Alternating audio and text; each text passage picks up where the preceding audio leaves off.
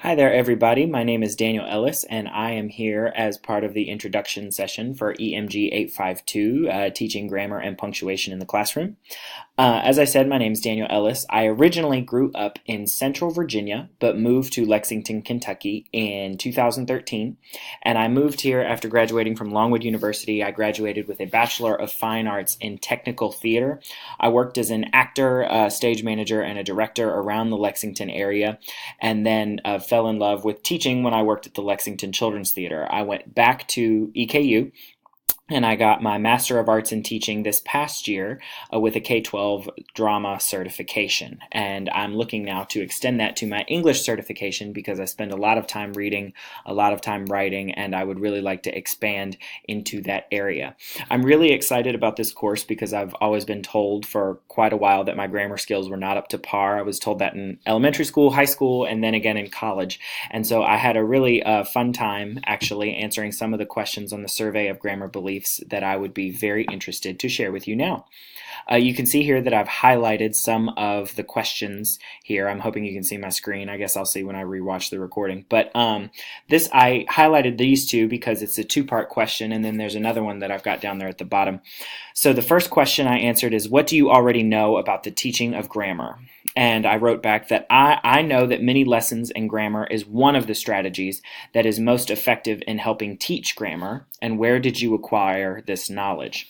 I learned the mini lesson strategy from the book Right Beside Them, Risk, Voice, and Clarity in High School Writing by Penny Kittle. So I read that book as part of my methods class.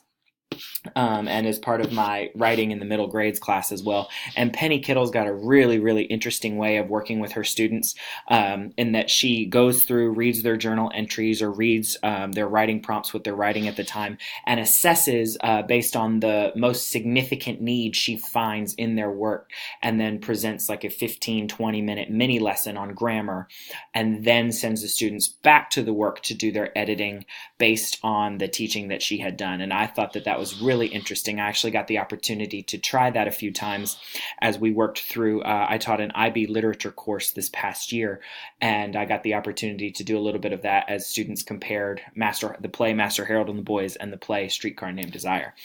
So I did find that strategy very effective, and I'm excited to use it a little bit more. If I scroll further down here, the next question I answered was question number 5 on the Likert scale survey. And it says, the English language is in decline. Today's young people do not speak or write as grammatically as previous generations did. And then it's got, of course, the denotations of how you feel about that. I marked disagree with that, and I marked disagree with that, and I probably wouldn't have about a year ago.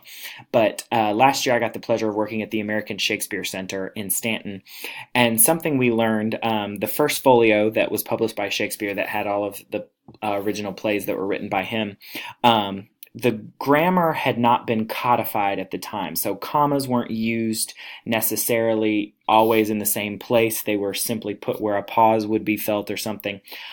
Different combinations of letters were meant to denote different sounds, and I think that really shows the growth of the English language over the course of time. The English we speak now is not the English that was spoken then. And I think even the English we speak now was not the English that was spoken 20 years ago.